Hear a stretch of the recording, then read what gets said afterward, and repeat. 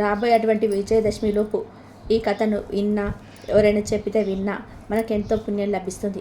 మరి ఎలాంటి కష్టాలు లేకుండా, బాధలు దరిచేయకుండా చేస్తుంది ఆ భవానీ మాత. అమాయకులైనటువంటి తన బిడ్డల పట్ల ఆ చల్లని తల్లి, ఆకలి కొన్న వారి కడుపు నింపేటువంటి అన్నపూర్ణ తల్లి, లాలించి పాలించేటువంటి భ్రమరాంబ, తప్పు చేస్తే దండించే దుర్గ, మహిషాసురం మర్దించేటువంటి మహాకాళి, అమ్మలు గన్న అమ్మ, మేటి పెద్దమ్మ, ముగ్గురమ్మల మూలపుటమ్మ, మనందరినీ కూడా తన ఒంట్లో పెట్టుకొని కాపాడాలని ఆ తల్లిని మనస్ఫూర్తిగా వేడుకుంటూ, సర్వమంగళ మాంగళ్యే శివే సర్వార్థ సాధికే శరణ్యే త్రయంబకే దేవి నారాయణి నమోస్తుతే. ఇక అమ్మవారి చరిత్ర గురించి తెలుసుకుందాం రండి. నైమిషారణ్యంలో శ్రవకునుడితో పాటు ఎందరో మహామునులు దీర్ఘశాస్త్ర యాగం చేస్తున్నప్పుడు అక్కడ సూత మహర్షుల వారు భవానీ చరిత్ర గురించి ఈ విధంగా చెప్పసాగారు.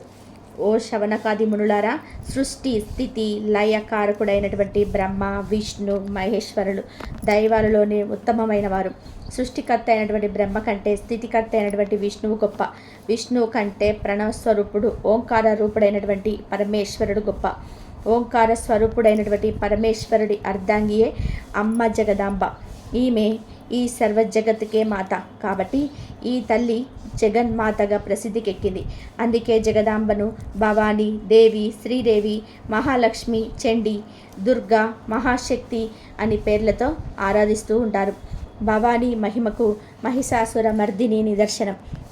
అసలు భవానీ అంటే ఎవరు? ఆమె ఆవిర్భావం ఏ విధంగా జరిగింది? శ్రీవాణిగా ఆమె ఏ విధంగా పరిగణించింది? ఈ సందేశాలను తీర్చి మమ్మల్ని సంతృప్తి చేయవలసింది అంటూ శౌనకాది మహామునులందరూ కూడా సూత మహామునిని అభ్యర్థిస్తారు. వాళ్ళ కోరిక మేరకు సూత మహర్షుల వారు ఈ విధంగా చెప్పడం ప్రారంభిస్తారు. మునులారా, పూర్వం ఒకనాడు సృష్టికర్త అయినటువంటి బ్రహ్మ సంధ్య అనే అతిలోక సౌందర్యవతిని సృష్టించాడు. బ్రహ్మ తనను తాను మర్చిపోయి ఆమె అందానికి ముగ్ధుడై ఆమె వెంటపడ్డాడు. అది తప్పు అని ఎంతమంది వాదిస్తున్నా కూడా ఆయన వినిపించుకోలేదు. అంతటా ఆ యొక్క ఉపద్రవం నుండి బ్రహ్మను కాపాడాలని దేవతలందరూ కూడా కలిసి కైలాసానికి వెళ్ళి పరమేశ్వరుడికి మొరపెట్టుకుంటారు. అప్పుడు పరమేశ్వరుడు బ్రహ్మ దగ్గరికి వచ్చి, బ్రహ్మ, నీవిది సృష్టించడం వరకే, అది మరిచిపోయి వావి వరుసలు కూడా కరింపక మోహాంధకారంలో చిక్కి నీ ఉలికినే అపహాస్యం చేసుకుంటున్నావు. ఈ పనిని ఇప్పటితో నిలిపేసి తిరిగి వెళ్ళిపో అని చెప్పి పరమేశ్వరుడు చెప్తాడు. అది శంకరుడు అయినటువంటి పరమేశ్వరుని ఆజ్ఞను కాదనలేక తిరిగి తన సత్యలోకానికి వెళ్ళిపోతాడు బ్రహ్మదేవుడు. జరిగిన దానికి ఎంతో సిగ్గుపడతాడు. పరమేశ్వరుని ఎలాగైనా పరాభవించాలి, ఆయనను మోహ పరవశం చెయ్యాలని చెప్పి బ్రహ్మదేవుడు నిశ్చయించుకుంటాడు. అందుకు తగినటువంటి సమయం కోసం వేచి చూస్తూ ఉన్నటువంటి బ్రహ్మదేవుడికి దక్ష ప్రజాపతి సారసపడతాడు. వెంటనే బ్రహ్మదేవుడు దక్షుడితో, దక్ష, నీవు మహాశక్తి అయినటువంటి భవానీ మాత గురించి తపస్సు చేయి. అలా చేస్తే ఆదిశక్తిని కూతురిగా పొందవచ్చు, నీ కోరిక కూడా తీరుతుందని చెప్పాడు. దక్షుడు అలాగే చేస్తాడు. దక్షుడు చేసినటువంటి ఘోరమైనటువంటి కఠినమైనటువంటి తపస్సుకు పరమేశ్వరి పరమానంద పరితురాలై ఆయనకు ప్రత్యక్షమవుతుంది. భక్త దక్ష, నీ తపస్సుకు మెచ్చాను, నీకేం వరం కావాలో కోరుకో నాయన అంటుంది. అప్పుడు దక్షుడు, అమ్మా జగదాంబ పరమేశ్వరి, నీవు నాకు కుమార్తెగా జన్మించి పరమేశ్వరుణ్ణి వివాహం ఆడాలి అని కోరాడు. ఆమె తదాస్తు అంటూ అతన్ని దీవించి అంతర్ధానమవుతుంది. ఆ యొక్క జగన్మాత వరమిచ్చింది అన్నటువంటి గర్వంతో ఈ విషయాన్నందరికీ కూడా చెప్పేసి తన భార్యతో చెబుతున్నటువంటి ఆనందంలో ఉన్నటువంటి సమయంలో ఆదమరిచి అమ్మవారి పూజా పుష్పంతో అమ్మవారి దీపాన్ని ఆర్పివేస్తాడు. వెంటనే అమ్మవారికి కోపం వస్తుంది. తన పూజా పుష్పాన్ని అగ్నికి ఆహుతి చేసినందుకు నిరసనగా దక్షుడి చెంతనే యోగాగ్నిలో దగ్ధమవుతాడని, నీ ఇంట్లో ఎక్కువ కాలం ఉండను అని చెప్తుంది. వెంటనే దక్షుడి కుమారిగా జన్మించినటువంటి అమ్మవారికి సతీ అని నామకరణం చేస్తారు. సతీదేవి తన చిన్నతనం నుండే పరమేశ్వరుడిపై ప్రేమను పెంచుకుంటుంది. ఆ పరమేశ్వరుని తన ప్రాణంగా భావిస్తుంది. అలా ఆమె పరమేశ్వరుని తన భర్తగా ఊహించుకుంటుంది. కానీ దక్షుడికి పరమేశ్వరుడికి తగు వస్తుంది. దాంతో దక్షుడు సతీదేవిని ఆ బైరాగికి ఇవ్వనంటూ గట్టిగా నిర్ణయించుకుంటాడు. అసలు శివుడికి దక్షుడికి ఎందుకు తగు వచ్చిందంటే, ఒకనాడు దక్షుడు ఒక ఇంట మహాయజ్ఞాన్ని తలపెడతాడు. దానికి ముల్లోకాలలో ఉన్నటువంటి దేవతలందరినీ కూడా ఆహ్వానిస్తాడు. త్రిమూర్తులను కూడా ఆహ్వానిస్తాడు. అందరూ కూడా అక్కడికి వస్తారు. దక్షుడు యజ్ఞ మండపానికి రాగానే అందరూ దేవతలు లేచి ఆయనకు నమస్కరిస్తారు. ఒక బ్రహ్మదేవుడు పరమేశ్వరుడు తప్ప బ్రహ్మదేవుడు తన తండ్రి. కానీ ఈ పరమేశ్వరుడికి ఏమైంది, ఎంతటి అహంకారం అంటూ ఆయన మీద కోపాన్ని పెంచుకుంటాడు.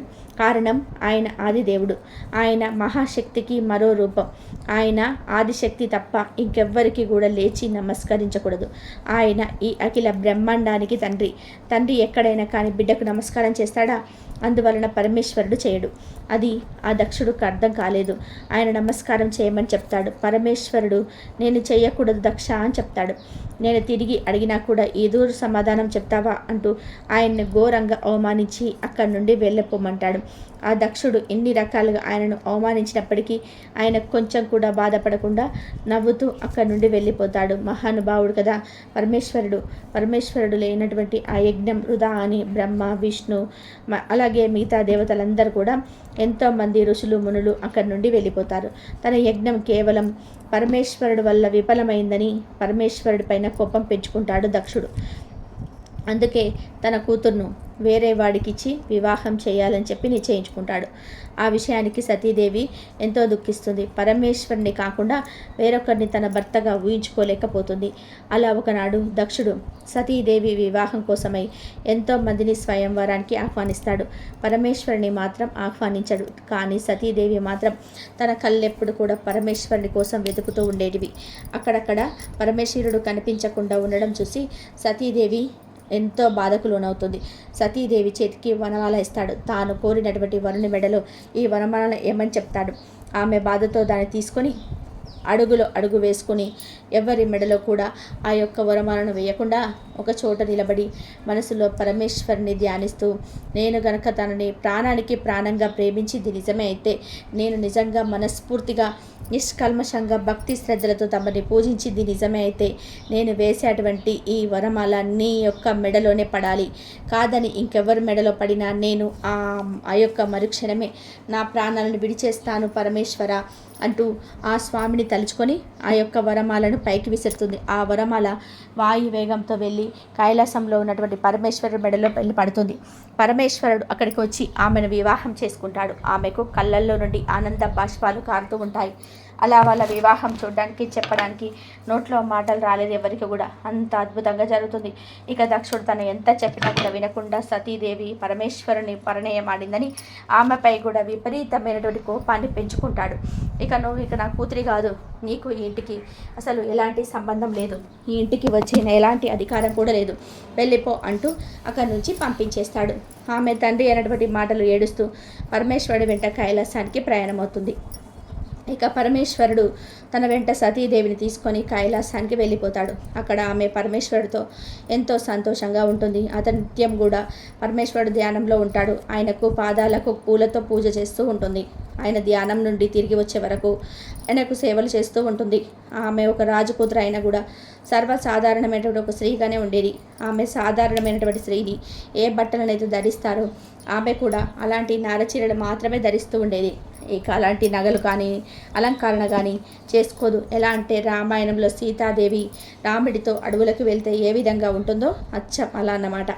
ఇక అలా ఉన్నావు ఏమిటి అని ఎవరైనా కానీ అడిగితే నా భర్తకు లేనటువంటి అహంకారం నాకెందుకు అని చెప్పి అంటుంది. తనను నుదుటిన కుంకుమతో పెద్దగా బొట్టు పెట్టుకుంటుంది. కారణం ఏమిటంటే పెళ్ళైనటువంటి ఆడవాళ్లకు బొట్టు ఎంత పెద్దగా ఉంటే తమ భర్తకు అంత ఆయుష్ ఉన్నట్టు అని అర్థమట. ఇలా ఎంత ఆనందంగా ఉన్నా కూడా ఆమెకు తన తల్లిదండ్రులు చూడాలి అని మనసులో ఎప్పుడు కూడా అనిపిస్తూ ఉండేది. వాళ్ళ కోసం బాధపడుతూ ఉండేది. పరమేశ్వరుడు ఎప్పుడు ఆమెను బాధపడవద్దు అంటూ ఓదారుస్తూ ఉండేవాడు. ఒకనాడు అనుకోకుండా దక్షుడు ఒక మహాయజ్ఞాన్ని చేస్తాడు తన ఇంట్లో. ఆ యజ్ఞానికి ప్రతి ఒక్కరిని కూడా ఆహ్వానిస్తాడు, ఇక పరమేశ్వరుని తప్ప. పరమేశ్వరుని ఆహ్వానించకపోవడంతో బ్రహ్మదేవుడు, శ్రీ మహావిష్ణువు ఇద్దరు కూడా రానని చెప్తారు. ఈ విషయం సతీదేవికి ఇంతలో అతక్కడికి నారదుడు వచ్చి చెప్తాడు. నారాయణ నారాయణ అంటూ పరమేశ్వరుడి దగ్గరికి వెళ్తాడు. పరమేశ్వరుడికి భక్తితో నమస్కారం చేసి పరమేశ్వరుడికి దక్షుడు చేస్తున్నటువంటి యజ్ఞం గురించి చెప్తాడు. మీరు వెళ్ళడం లేదా పరమేశ్వర అని అడుగుతాడు. నాకు ఎలాంటి ఆహ్వానం రాలేదు నారదా, ఆహ్వానం రాకుండా నేనేలా వెళ్తాను? సరే స్వామి, మీరు గనక అనుమతిస్తే నేను బయలుదేరుతానంటూ బయలుదేరుతాడు. అప్పుడే ఎదురుగా సతీదేవి వస్తుంది. ఆమె కూడా చెప్పాలి కదా అని చెప్పి ఆమెకు నమస్కారం చేస్తాడు. తన ప్రణామాలు దేవర్షి అని తిరిగి నమస్కారం చేస్తుంది తల్లి. ఆయన ఆమెకు, అమ్మా నీకు ఈ విషయం తెలుసా? మీ నాన్నగారు ఒక పెద్ద యజ్ఞాన్ని చేస్తున్నాడు, మీకు తెలుసా? ఆ విషయానికి ఆమె ఎంతో సంతోషంతో, అవునా నారద? అవును తల్లి, ఇప్పుడే పరమేశ్వరుడు కూడా చెప్పాను. సరే తల్లి, ఇక నేను బయలుదేరుతాను అంటూ ఆమెకు నమస్కారం చేసి వెళ్ళిపోతూ నారాయణ నారాయణ అంటూ అక్కడి నుండి వెళ్ళిపోతాడు. ఈమె ఎంతో ఆనందంగా వెళ్ళి పరమేశ్వరుడితో చెప్పి, స్వామి మనం కూడా యజ్ఞానికి వెళ్దాం స్వామి అని అడుగుతుంది. దానికి పరమేశ్వరుడు, వద్దు దేవి, నాన్నగారు తమను పిలవలేదు కదా, ఎందుకైనా కానీ ఎప్పుడైనా సరే పిలవని పేరంటానికి వెళ్ళకూడదు. అలా వెళ్తే అవమానాలు ఎదురవుతాయి. మన వాళ్ళు చేసేటువంటి కార్యాలకు మనల్ని పిలవటం ఏమిటి? మనం వెళ్దాం స్వామి అంటుంది అమ్మవారు. వద్దు దేవి అని చెప్తాడు పరమేశ్వరుడు. ఇక ఆమె బాధతో అలుగుతుంది. అది చూసినటువంటి పరమేశ్వరుడు ఆమెను దగ్గరకు తీసుకొని ఆమె గడ్డాన్ని పట్టుకొని ఇలా అంటాడు, సతీ నేను నీ మంచి కోసమే చెప్తున్నాను అని చెప్తాడు. అమ్మవారు, స్వామి నేను మీ మాటలు వినను అంటూ మొహం అలా తిప్పుకుంటుంది. ఇక స్వామివారు చేసేది లేక, సరే నువ్వు వెళ్ళు, నీకు మాత్రం రాను, నన్ను రమ్మని మాత్రం బలవంతం చేయకు అంటాడు. నీకు అక్కడ ఏమైనా కానీ అనిపిస్తే నన్ను వెంటనే పిలువు అని చెప్తాడు. అది సరే స్వామి అంటూ ఆనందంగా వాళ్ళ నాన్నగారు చేస్తున్నటువంటి యజ్ఞం చూడకు వెళ్తుంది. దక్షుడు సతీదేవి చూడనట్టుగా ప్రవర్తిస్తాడు. అక్కడ ఉన్న అందరూ ఆనందంగా ఆమెతో మాట్లాడడానికి ముందుకు వెళ్తుంది. కానీ దక్షుడు చెప్పేసరికి ఆగిపోతుంది. అక్కడ అందరూ కూడా కొత్త కొత్త దుస్తువులతో తలతల మెరిసేటువంటి బంగారు నగలతో మెరుస్తూ ఉంటారు. కానీ ఆమె మాత్రం చాలా సాధారణంగా వస్తుంది.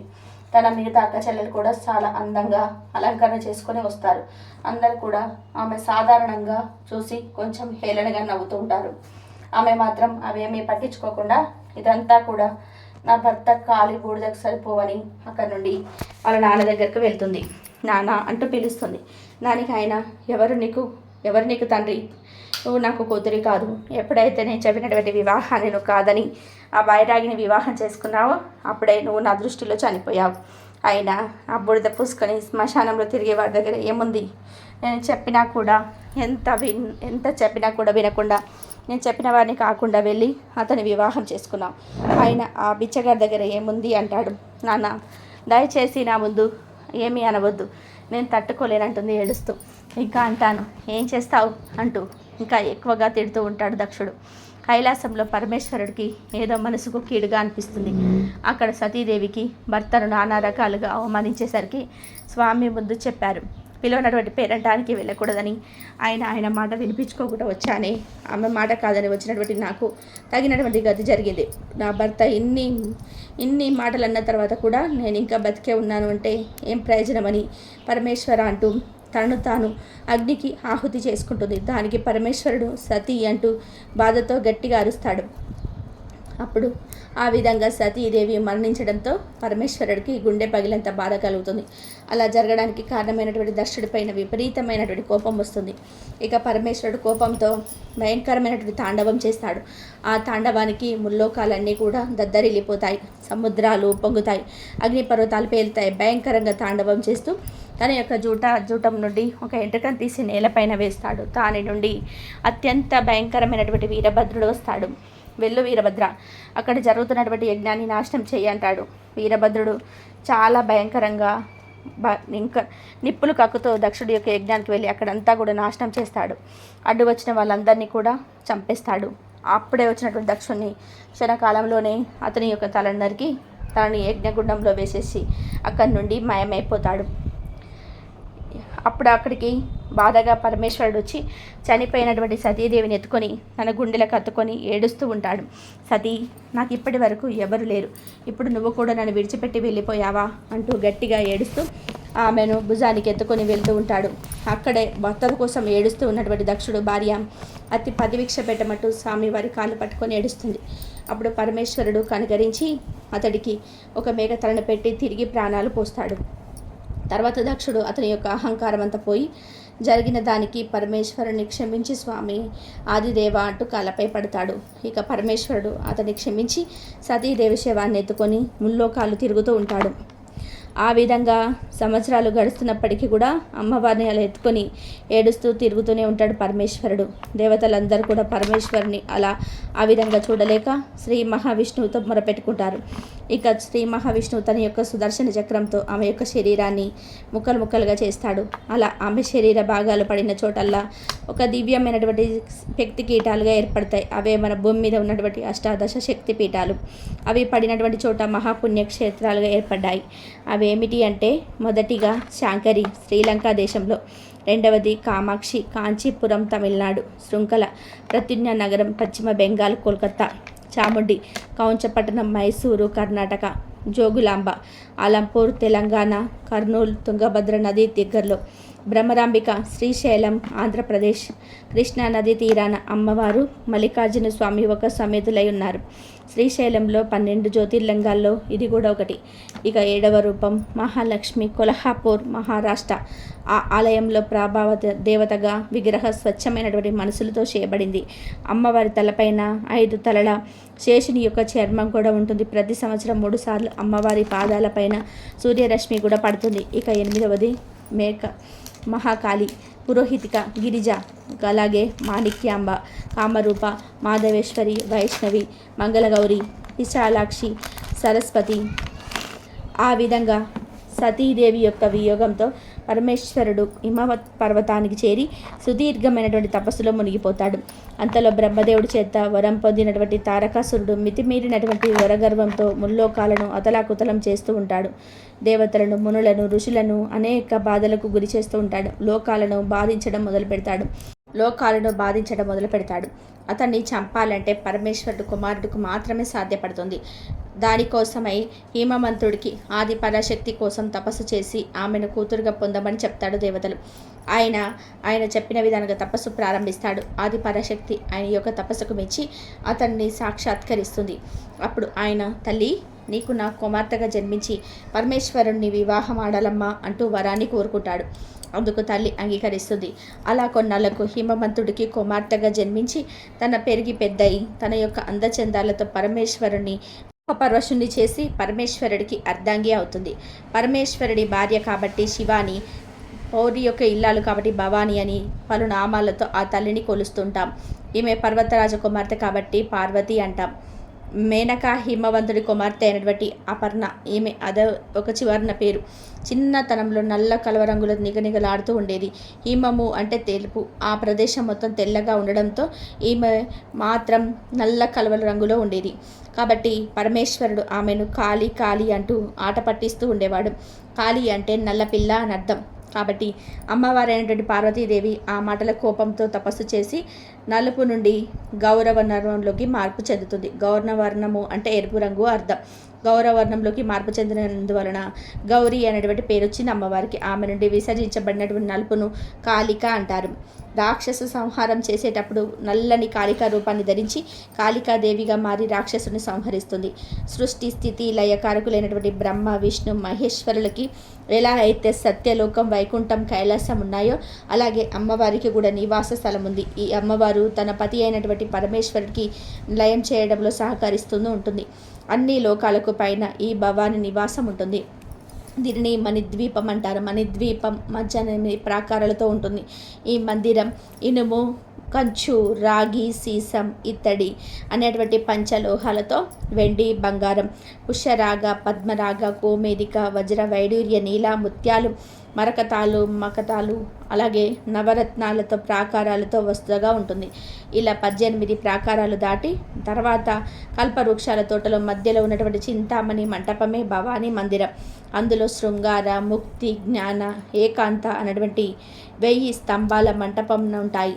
అందులో శృంగార మండపంలో నాట్యకథలు నాట్యం చేస్తూ ఉండగా, గంధర్వులు గానం చేస్తూ ఉండగా, జై భవానీ అంటూ భక్తులు స్తుతిస్తూ ఉండగా, తన యొక్క దివ్య మంగళమైనటువంటి సింహాసనంపై తన తల్లి ఆసీనురాలై ఉంటుంది. భక్తులందరూ కూడా భవానీ మందిరాన్ని తలుచుకుంటే వాళ్ళ పాపాలన్నీ కూడా పటాపంచలవుతాయి. పూర్వం ధ్రువుడు అనేటువంటి రాక్షసుడు, రాంబుడు, కలంబుడు అనేటువంటి 2 పుత్రులు ఉండేవారు. వాళ్ళిద్దరికీ కూడా సంతానం లేదు. వాళ్ళు సంతానం కోసమై రంభుడు పంచాగ్ని యందు, పరంబుడు నీటి యందు ఘోరమైనటువంటి తపస్సును ఆచరిస్తారు. ఆ విషయం దేవేంద్రుడికి తెలిసి వీళ్ళ వలన మనకు ఎక్కడ కూడా ముప్పు వాటిల్లుతుందో ఏమిటో అని చెప్పి కాస్త భయపడి తనలో తానే భయపడుతూ ముసలి రూపాన్ని ధరించి నీటి అందు తపస్సు చేస్తున్నటువంటి కరంబుని మట్టు పెడతాడు. అలా తపస్సు చేస్తున్నటువంటి రంభుడికి ఈ విషయం తెలిసి చాలా బాధపడతాడు. తను అంత తపస్సు చేసిన భగవంతుడు ప్రత్యక్షం కాకపోవడంతో తన యొక్క తలను నరుక్కొని అగ్నికి ఆహుతవుతాడు. అప్పుడు వెంటనే అగ్నిదేవుడు ప్రత్యక్షమై తన యొక్క పూర్వ రూపాన్ని తనకు ప్రసాదించడమే కాకుండా నీకేం వరం కావాలో కోరుకోమని అడుగుతాడు. అప్పుడు రంభుడు, ఓ అగ్నిదేవ, అజయుడు, అమిత బలంకరుడు, ముల్లోకాలు గెలవగలేవాడు, ఏ రూపంలోనైనా మారిపోయేటువంటి కుమారుణ్ణి నాకు ప్రసాదించమంటూ కోరుకుంటాడు. దానికి అగ్నిదేవుడు, తదాస్తు, నీకు మొదట దేని అందైతే కామించగలుగుతుందో దాని అందే నీకు కుమారుడు జన్మించగలుగుతాడని చెప్పి అక్కడి నుండి మాయమవుతాడు అగ్నిదేవుడు. ఆ తర్వాత రంభుడు రుద్రజరణం కోసమై సరైనటువంటి కన్య కోసం వెతుకుతూ వెళ్తాడు. అలా ఎంతోమంది సుందరీమణులు ఎదురుపడినా కూడా అతను మాత్రం ఎట్టి పరిస్థితుల్లో కూడా చెలించనే లేదు. అమ్మవారి దయ లేదులే అనుకుంటాడు. అతిలోక సుందరమణులు ఎంతమంది కనిపించినా కూడా అతనికి కామేచ్ఛ కలగలేదు. అలా వెళ్తూ ఉన్నటువంటి రంభుడికి దురదృష్టవశాత్తు ఒక గేదె కనిపిస్తుంది. దానినే కన్నార్పకుండా చూస్తాడు. ఆ గేదె పైన కామేచ్ఛ కలుగుతుంది. వెంటనే ఒక దున్నపోతులాగా మారిపోయి ఆ గేదె మీద పడి తన యొక్క కామేచ్ఛ తీర్చుకుంటాడు. దురదృష్టవశాత్తు అదే దారిలో ఒక ఆంబోతు వెళ్తూ ఆ గేదె మీదకి వస్తుంది. అక్కడే దున్నపోతు రూపంలో ఉన్నటువంటి రంభుడు అడ్డు రావడంతో ఇద్దరికి కూడా పెద్ద గొడవ జరిగి రంభుడు మరణిస్తాడు. ఆ తర్వాత ఆ గేదెకు రంభుడు వలన రత్నబీజుడు, మహిషాసురుడు అనే ఇద్దరు కుమారులు జన్మిస్తారు. ఆ యొక్క ఆంబోతును యక్షులు మట్టి పెడతారు. గేదె చిత్రులపడి మరణిస్తుంది. ఆ తర్వాత మహిషాసురుడు రాక్షసుడుకు రాజు అవుతాడు. అతను దేవతల మీద విపరీతమైనటువంటి కోపంతో మేలు పర్వతం పైన బ్రహ్మదేవుడి కోసమై ఏళ్ల తరబడి తపస్సు చేస్తూ ఉంటాడు. దేవదానవుడి యొక్క యక్ష గంధర్వ కింపురుషుల వలన మరణం రాకుండా వరాన్ని కోరుకుంటాడు బ్రహ్మదేవుడిని. అలాగే అమితమైనటువంటి వరగర్వంతో సామాన్యమైనటువంటి గజను అనేకమైనటువంటి ఇక్కట్లకు గురి చేస్తూ ఉంటాడు. తానే భగవంతునని, తనని అందరూ కూడా ముందుగా పూజించాలని ఆంక్షలు పెడతాడు. తన ఆజ్ఞను మీరే వారిని ఉరికించేవాడు. ప్రజల్ని అనేక ఇబ్బందులకు గురి చేస్తూ ఉండేవాడు. యజ్ఞాలు లేవు, యాగాలు లేవు, తన ధర్మాలు అసలే లేవు. ప్రజలందరూ కూడా అతని వలన అనేకమైనటువంటి ఇబ్బందులను ఎదుర్కొంటూ ఉండేవారు. వరగర్వంతో ఆ మహిషాసురుడు దేవతలపైకి యుద్ధానికి వెళ్తాడు. దేవతలందరూ కూడా అతని దాటికి తట్టుకోలేక అక్కడి నుండి పారిపోతారు. అలా అన్ని లోకాలను కూడా అతను వశం చేసుకుంటాడు. అతని బాధల్ని భరించలేక దేవతలందరూ కలిసి త్రిమూర్తులకు తమ యొక్క గోడును వెళ్ళవించుకుంటారు. బ్రహ్మదేవుడిచ్చినటువంటి వరం వలన నీవు కూడా పురుషులమే కదా, మేమేమీ చేయలేమంటారు అంటే దాని అర్థం పురుషులు ఎవ్వరు కూడా మహిషాసురుని యొక్క మదం అంచలేరు. స్త్రీలు ఎవరైనా ఉన్నారా అని అన్వేషించండి అంటాడు.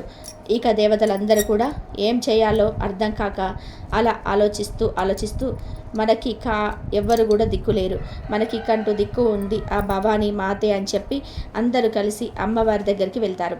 అప్పుడు ఆమె, నేను ఒక స్త్రీని, అపారమైనటువంటి వరప్రసాది అయినటువంటి ఆ యొక్క మహిషాసురుణ్ణి సంహారం చేయడానికి నాకు ఉన్నటువంటి శక్తి సరిపోదు కదా అని చెప్తుంది. అప్పుడు త్రిమూర్తులు అలాగే ఇంద్రాది దేవతలు తమ యొక్క శక్తియుక్తులు అలాగే తేజస్సులు ఆయుధాలు ఆమెలోకి ప్రవేశపెట్టడానికి అంగీకారం తెలియజేస్తారు. అప్పుడు బ్రహ్మదేవుడు ఎర్రని తేజస్సును, శ్రీ మహావిష్ణువు నీలి తేజస్సును, పరమేశ్వరుడు తెలుపు తేజస్సును, మిగతా దేవతలందరూ కూడా వారి వారి యొక్క తేజస్సులను ఆయుధాలను ఆమెలోకి విలీనం చేస్తారు. అప్పుడు ఆమె సంపూర్ణమైనటువంటి పరాశక్తిగా మారుతుంది. అప్పుడు ఆ తల్లి అపరకాళిగా దేవిగా అవతరిస్తుంది. అందరూ కూడా దేవతలందరూ ఆమెను ఈ విధంగా ప్రార్థిస్తారు. ఓ జగన్మాత పరాశక్తి భవానీ సర్వమంగళప్రదాయిని, నీకు మా నమస్కారములు తల్లి. నీవే త్రిగుణాత్మకమైన స్వరూపినివి, అఖండ శక్తి సంపన్నురాలివే, భక్తులను ప్రోచే సిద్ధి బుద్ధి ప్రదాతవు, మదమత్తులో పడేసేటువంటి మాయామోహినివి. నీ లీలలు ఎంతటి చిత్రమో తల్లి. మమ్మల్ని మాయలో పడేస్తావు, కానీ నీకు మాత్రం మా మాయ అనేది అంటది కదా తల్లి. ఎందుకంటే నీవే కాళికాంబవు, కాళరాత్రివి, మమ్మల్ని అందరినీ కూడా కరుణించే శుభాలను ప్రసాదించు అంటూ దేవతలందరూ కూడా వేడుకుంటారు. కరుణించి కాపాడు తల్లి కనకదుర్గ అంటూ ప్రార్థిస్తారు. అమ్మ, మధోన్మతుడైనటువంటి ఆ మహిషాసురుడు మమ్మల్ని ముప్పతిప్పలు పెడుతున్నాడు తల్లి. మహిషాసురుని మదించి మమ్మల్ని అనుగ్రహించమ్మా తల్లి. దుష్టులను శిక్షించి ధర్మాన్ని రక్షించే కల్పవల్లి నీవే మా ఆదిశక్తివి, శారదాంబవు పరాశక్తివి, మమ్మల్ని బ్రోవుమమ్మ అంటూ అంత్రిస్తాడు. వాళ్ళ యొక్క అభ్యర్థనను ఆ తల్లి అంగీకారం తెలుపుతుంది. దేవతలారా, మీరేమీ భయపడాల్సిన అవసరం లేదు, ధైర్యంగా ఉండండి. ఆ మహిషాసురుని మదించి మీకంతా మేలే చేస్తాను, మీ కష్టాలను కడతేరుస్తాను, ఇప్పుడే వెళ్ళి వారిని సంహరిస్తాను అంటూ ఆ తల్లి అక్కడి నుండి మాయమవుతుంది. మహిషాసురుడి యొక్క నగరానికి చేరుకొని మహేశ్వరి భీకరమైనటువంటి శంఖారావం చేస్తూ సింహగర్జన లాంటి వికటాస్త శబ్దాన్ని చేస్తుంది. అఖిలాండేశ్వరి ఆ విధంగా గర్జించాలని మహిషాసురుని మత్తు వదిలిపోతుంది. మానవ మాతృడు ఎవరు కూడా తనను ఆ విధంగా బలాయానికి గురి చేయలేరే అని వస్తాడు మహిషాసురుడు. దేవతలకు కూడా అంత ధైర్యం లేరే అనుకొని ఇంకెవరై ఉంటారా అని ఆలోచిస్తూ ఉంటాడు. వెంటనే భటులను పంపించి ఆ శబ్దం చేసింది ఎవరో చూసి వారిని బంధించి నా వద్దకు తీసుకురండి, లేదా నాకు వచ్చి చెప్పండి, నేనే వెళ్ళి మట్టి కల్పిస్తానని చెప్పి పంపిస్తాడు. అక్కడికి వెళ్తారు భటులు. శక్తి స్వరూపిణైనటువంటి ఆదిశక్తి దర్శనమిస్తుంది వాళ్ళకి. భయంకరమైనటువంటి కాళికా అవతారంలో ఉంది కాబట్టి దుర్గాదేవిని చూసి గుండెలు దద్దరిల్లుతాయి భటులకు. కొంతమంది ఆ భయానికి రక్తం కక్కుకొని చనిపోతారు. 18 చేతులతో పరాశక్తి ప్రకాశిస్తూ ఉంటుంది. తన యొక్క 18 చేతులతో శంకుచక్ర, గద, ఖడ్గం, త్రిశూలం, ధనుర్బాణములతో, అభయహస్తంతో, ఒక చేతిలో గండతో, మరొక చేతిలో మధ్య పాత్రలు ఉంటాయి. కాళికా శక్తి పదే పదే గంటం రోగిస్తూ మద్యం సేవిస్తూ ఉంటుంది. ఎర్రని కళ్ళు, ఎర్రగా పొడుగ్గా వేలాడుతున్నటువంటి పొడవాటి నాలుక, మెడల పుర్రెల హారంతో భయానకమైనటువంటి రూపంతో అలలాడుతూ ఉంటుంది. భయానక స్వరూపిణి అయినటువంటి భవానిని చూడగానే సైనికులు కొంతమంది అక్కడి నుండి పారిపోతారు. మహిషాసురుని దగ్గరికి వెళ్ళి, అయ్యా, ఆ భయంకరమైనటువంటి శబ్దం చేసింది ఒక స్త్రీమూర్తి. చూడడానికి ఆమె కన్నెపిల్లలాగానే ఉంది. ఒక చేతిలో కంట పట్టుకొని మద్యం తాగుతుంది. చూడడానికి చాలా భయంకరంగా ఉంది. ఆమెను చూసి తట్టుకోలేక కొంతమంది మన సైనికులు అక్కడే మరణించారు, కొంతమంది పారిపోయారు. మిగిలిన వారు మీ దగ్గరికి వచ్చామని చెప్పి మహిషాసురుడు చెప్తారు. మహిళా రక్తం కలిగినటువంటి మహిషాసురుడు ఆయన యొక్క మంత్రిని పిలిపించి, ఓ మహామంత్రి, నువ్వు వెళ్ళి ఆమెకున్న అందచందాల గురించి వివరించు, నా యొక్క బల పరాక్రమాల గురించి చెప్పి నా వశమయ్యే విధంగా చెయ్యి. నీ మాటలకు ఆ వనిత వచ్చి నా వలలో వాలాలి, వెళ్ళు అని ఆజ్ఞాపిస్తాడు. కొంతమంది సైనికులను వెంటబెట్టుకొని మహిషాసురుని యొక్క మంత్రి ఆమె దగ్గరికి వెళ్ళి, ఓ మహిళ, నిన్ను మా మహారాజు మనవాడాలి అనుకుంటున్నాడు. మా మహారాజు అంటే ఏమనుకుంటున్నావు? ఈ ముల్లోకాలలోని ఎదురులేనివాడు మా మహిషాసురుడు. మా యొక్క మహారాజు అంత శక్తివంతుడు, ఆయనకు మించినటువంటి వారు ఎవ్వరు లేరు. మర్యాదగా వచ్చి మా రాజు బడిలో వాలి ఆయనను సంతోషపరచు అంటాడు. ఆ మాటలకు ఆదిశక్తి, ఓ మంత్రి, రాయబారిగా వచ్చావు కాబట్టి బతికిపోయావు, లేదంటే నేను ఇప్పుడే చంపేసేదాన్ని. నేను దేవతలకు అమ్మను, శక్తి స్వరూపిణి. దేవతలందరితో సహా వచ్చి మీ అందరినీ మట్టు పెట్టడానికి వచ్చాను. మందబుద్ధి కలిగినటువంటి మీ రాజు స్త్రీలు ఏం చేయలేరు అని భావించే మగవాళ్ళను విడిచిపెట్టి మగవాళ్ళెవరితో చావు రాకుండా నాకు కేవలం స్త్రీమూర్తితోటే చావు రావాలని వరం కోరుకున్నాడు కదా. ఆడదాని చేతిలో చావు రావాలని ఎవరు కోరుకోరు, గేదె కొడుకైన మీ రాజు తప్ప. అయినప్పటికీ ఏమైందిలే, మూర్ఖుడైనటువంటి ఆ మహిషాసురుడు కోరుకున్న విధానంగా జరిగిందిగా, అందుకే నేనే స్వయంగా వచ్చాను. వాడిని రమ్మను, ఇక్కడే అంతం చేస్తాను, లేదా ఏదైనా పాతాళ లోకానికి పారిపోమని చెప్పు అని చెప్తుంది. ఇక మంత్రి వెళ్ళి జరిగిందంతా కూడా మొత్తం కూడా అతనితో చెప్తాడు. మహిషాసురుడు మండిపడతాడు. సార్వభౌమునైనటువంటి నన్ను ఒక గేదె కొడుకని సంబోధించడమా అంటూ కోపంతో ఊగిపోతాడు. అప్పుడు ఆమ్రుడు అనేటువంటి ఒక వీరుడు, మహారాజా, నాకెందుకో ఆ వచ్చింది సాధారణమైనటువంటి శ్రీమూర్తి కాదనిపిస్తుంది. మహాశక్తి అయి ఉండొచ్చు, లేనిచో ఆమెకు 18 చేతులు ఉండడమేంటి? ఆమెను గెలవడం అసాధ్యం. కాబట్టి ధైర్యంగా యుద్ధం చేసి ఆ అమ్మ చేతిలోనే మరణించడం మంచిది. మోక్షమన్న రావచ్చు, రాలిపోవడం పిరికిపాడు రక్షణ. ఆలోచించుకో, నువ్వే యుద్ధానికి వెళ్ళి మోక్షాన్ని పొందుకో అని చెప్తాడు మహిషాసురుడు. విపరీతమైనటువంటి కోపంతో యుద్ధ సన్నద్ధుడై అక్కడికు శరవేగంతో అమ్మవారి ముందుకు వచ్చి ధనుష్టాంకారం చేసి జగజ్జననిపై శతాధిక సంఖ్యలో సరాలు కురిపించి వికటాట్టహాసం చేస్తాడు. మహాదేవి శిరుమందహాసం చేసి విసిత శరప్రయోగంతో ఆ యొక్క మహిషుడిని సర్వశాన్ని చిందరవందర చేసేస్తుంది. అలా క్షణకాలంలోనే యుద్ధం తీవ్ర రూపం దాల్చి సకల ప్రాణికోటిని భయభ్రాంతులకు గురి చేస్తుంది. దేవదానవులు పరస్పర విజయకాంక్షతో యుద్ధం చేస్తూ ఉంటారు. వేరే బాంకారాలతో గజనీ కీంకారాలతో ఆ ఏషారాగాలతో ఆ రణరంగమంతా కూడా కోలాహలంగా మారుతుంది. అది చూసి తుర్తరుడు అనేటువంటి రాక్షస వీరుడు రథం మీద మహావేగంగా మహాదేవి ముందుకు వస్తూ సహస్రాధిక సంఖ్యలో బాణాలు వదులుతాడు. జగజ్జనని రక్తలోచని అయి ఒకే ఒక అర్ధచంద్రాకార బాణంతో వాడి శిరస్సు ఖండిస్తుంది. వెంటనే త్రినేత్రుడు పెద్ద గదను తిరిగి గిరగిరా తిప్పుతూ విజృంభిస్తాడు. వాళ్ళు దివ్య శస్త్రాస్త్ర ప్రయోగ నిపుణుడు. వారు ధనుర్విద్య నైపుణ్యాన్ని చూసి ఉత్సాహం జయదాంబకి లేదేమో కానీ తన యొక్క త్రిశూలంతో వాడి గుండెలో బలంగా పొడుస్తుంది. మరుక్షణంలోనే వాడికి ప్రాణాలు అనంతవాయువులో కలుస్తాయి. అది చూసి అంధకాసురుడైనటువంటి గండనాయకుడు వీరంగా మాడుతూ ముందుకు ఉరికి తన యొక్క గదతో సింహం తలపై బలంగా కొడతాడు. సింహం భీకరంగా గర్జించి చూడు విరిచి పంజా విసిరి నోరు తెరిచి ఒక్క ముద్దగా వాడు తినేసి ప్రేగుమట్టు తేరుతుంది. తన కళ్ళ ముందే ముగ్గురు మహావీరులు అమ్మ యొక్క ఆవేశానికి బలైపోవడంతో మహిషుడికి మతి చెలించిపోతుంది. పిచ్చి కోపంతో శరవర్షాన్ని కురిపిస్తాడు. జగజ్జనని ఆ యొక్క బాణాలను మార్గమధ్యంలోని ఖండించి ఒక గదను వాడిపైకి విసురుతుంది. ఆ యొక్క గదాఘాతానికి మహిషుడు క్షణకాలం మూర్చపోయి అంతలోనే మరణ తేరుకొని తన యొక్క గదతో సింహం తలపై కొడతాడు. సింహం తన యొక్క పంజా విసిరి మహిషుడి యొక్క శరీరాన్ని రక్తపిచ్చం చేస్తుంది. వెంటనే మహిషుడు సింహ రూపం ధరించి మహాదేవి సింహం మీద కొరుకుతాడు. జగదంబ తన యొక్క శర పరంపరతో సింహరూపుడైనటువంటి మహిష చికాకు పరుస్తుంది. మహిషుడు సింహరూపాన్ని విడిచి గజరూపాన్ని ధరించి రణరంగమంతా తిరుగుతూ చిందులు తొక్కుతాడు. తన తొండంతో ఒక పర్వతాన్ని పెకిలించి అమ్మవారిపైకి విసురుతాడు. కానీ అమ్మ శక్తి ముందు వాడి ప్రయత్నం విఫలమవుతుంది. వెంటనే జగజ్జగని వాహనమైనటువంటి ఆ సింహం ఏనుగు తలపై ఉరికి తన యొక్క పంజాతో చీల్చి వేస్తూ ఉంటే మహిషుడు అది భరించలేక గజరూపాన్ని విడిచి శరవరూపాన్ని ధరిస్తాడు. 8 కాళ్లతో మహాపర్వతంగా శరవరూపంలో వస్తున్నటువంటి మహిషుని చూసి చరాచర జగత్తును నిబ్బరపోతుంది. మహిషుడు మహాదేవి చేతికి అందేంతగా దగ్గరగా వస్తాడు. అంబ ఓ నిశ్చిత ఖడ్గంతో వాడి తలపై బలంగా మోదుతుంది. ఇక మహిషుడు చెక్కు చెదరలేదు. వెంటనే చండికాదేవి 8 అర్ధచంద్రాకార బాణాలతో ఆ యొక్క శర్వం 8 కాళ్ళను ఖండించడంతో ఆ శర్వం చతికిల పడుతుంది. మహాదేవి తన యొక్క వివిధ ఆయుధాలతో మహిషుని యొక్క శరీరాన్ని రక్త ముద్దగా చేస్తుంది.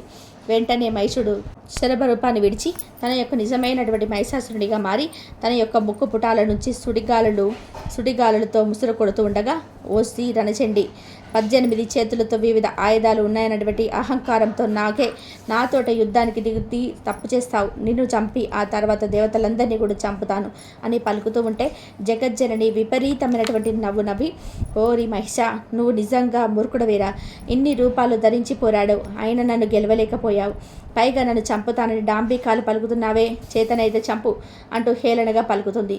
మహిషుడు రోషం తెచ్చుకొని తన యొక్క కొంగుతో జగదాంబను పొడిచి చంపబోతాడు. కానీ జగదాంబ వాడికి ఆ అవకాశం ఇవ్వకుండా వాడి కొమ్ములు విరిగేలాగా తన యొక్క శూలంతో మహిషుని యొక్క తల మీద బలంగా పొడుస్తుంది. మహిషుడు బాధగా మునిగి ప్రాణభయంతో కరుతీస్తాడు. జగదాంబ అనేక శూలంతో వాడి తరుముతూ వెంబడిస్తూ ఉంటుంది. మహిషుడు తన యొక్క మాయాజాలంతో రకరకాల రూపాలు ధరిస్తూ జగదాంబ త్రిశూలానికి అందకుండా పారిపోతుంటే విసుగు చెందినటువంటి మహాదేవి ఒక్కసారిగా సింహం మీద నుండి గాలిలోకి ఎగిరి మహిషుని గుండెల మీద తలం కదులుతుంది. ఆ దెబ్బకు మహిషుడు గెల్లకిలపడి తన కాళ్ళతో మహాదేవిని తన్ని విజయ గర్వంతో వికటార్థహర్థం చేస్తాడు. ఇక జగజ్జనని వాడిని పాలిట మృత్యుదేవతయి తన యొక్క చక్రాయుధాన్ని ప్రయోగిస్తుంది. 100 అంచులు కలిగినటువంటి ఆ చక్రం ప్రచండ వేగంతో తిరుగుతూ వచ్చి మహిషుని యొక్క శిరస్సును ఖండిస్తుంది. మహాపర్వతం లాంటి మహిషుడి దేహం వంగరంగలాగా గిరగిరా తిరుగుతూ నేల కొరుగుతుంది. మహిషుడు మరణిస్తాడు. అతిశేషులైనటువంటి రాక్షసులు ప్రాణభయంతో రణదిక్కులకు పారిపోతూ ఉంటే అమ్మవారి యొక్క సింహవాహనం వారి ముందు ప్రత్యక్షమై అందరినీ కూడా తినేసి తన ఆఖరి తీర్చుకుంటుంది. ఇక అది చూసినటువంటి దేవతలందరూ కూడా జయ జయ ధ్వానాలు చేస్తారు. అప్సరసలు ఆరిపాడుతారు. సర్వ ప్రాణకోటి ఆ యొక్క మహిషాసుర మర్దిని భక్తిగా కీర్తిస్తారు. జయ జయ హే మహిషాసుర మర్దిని రమ్యక పర్దిని శైలసుతే. కాబట్టి ఆశ్వాయుజ మాసం వచ్చిందంటే ప్రజలందరూ కూడా ఎంతో ఆనందాన్ని పొందుతూ ఉంటాం. ఆ ఆనందానికి కారణం అమ్మ గుర్తుకు రావడమే. అమ్మ అంటే మరెవరో కాదు, ఆ జగన్మాత, ముగ్గురమ్మల తల్లి, ఆ అమ్మల గన్న అమ్మ, నవదుర్గా స్వరూపిణి. ఈ యొక్క చరాచర వస్తువులన్నిటి యందు మానవాతీతమైనటువంటి అనిర్వచనమైనటువంటి అవితమైనటువంటి చైతన్యవంతమైనటువంటి ఏదో తెలియనటువంటి ఒక మహా అద్భుత శక్తి ఒకటి దాగి ఉంది. ఆ శక్తే ఈ మహాశక్తి స్వరూపిణి. ఈ యొక్క నవరాత్రుల పుణ్యదినాలలో దసరా లోపు పవిత్రమైనటువంటి ఈ కథను ప్రతి ఒక్కరు కూడా విని ఆ అమ్మ అనుగ్రహాన్ని పొందండి. ఈ శక్తి కలుక లేకపోతే పరమేశ్వరుడైన ఏమీ చేయలేడని, పరమేశ్వరుడి యొక్క శక్తి స్వరూపమే ఈ దుర్గా అని ఆదిశంకరాచార్యుల వారు అమృత వాక్కులో చెప్పగా పేర్కొన్నారు.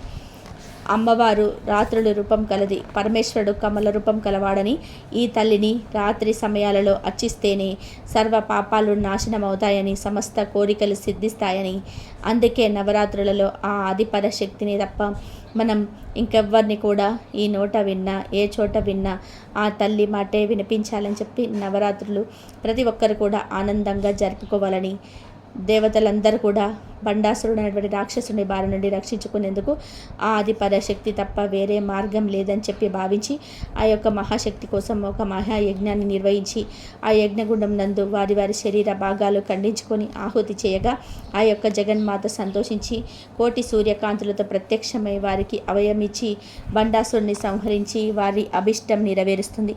అప్పుడు ఆ దేవి పాడ్యమి మొదలు నవంబర్ వరకు ఒక్కొక్క రోజున ఒక్కొక్క రాక్షసిని వధించింది. ఆ ఆదిశక్తి నుండి ప్రకటితమైనటువంటి శక్తులే నవదుర్గలుగా శైలపుత్రి, బ్రహ్మచారిణి, చంద్రఘట్ట, పుష్మాండ, రండమాత, కాత్యాయని, కాలరాత్రి, మహాగౌరి, సిద్ధిదాత్రి, అలా ఈ 9 రూపాలతో ఆ దేవి పూజలను అందుకోసాగింది.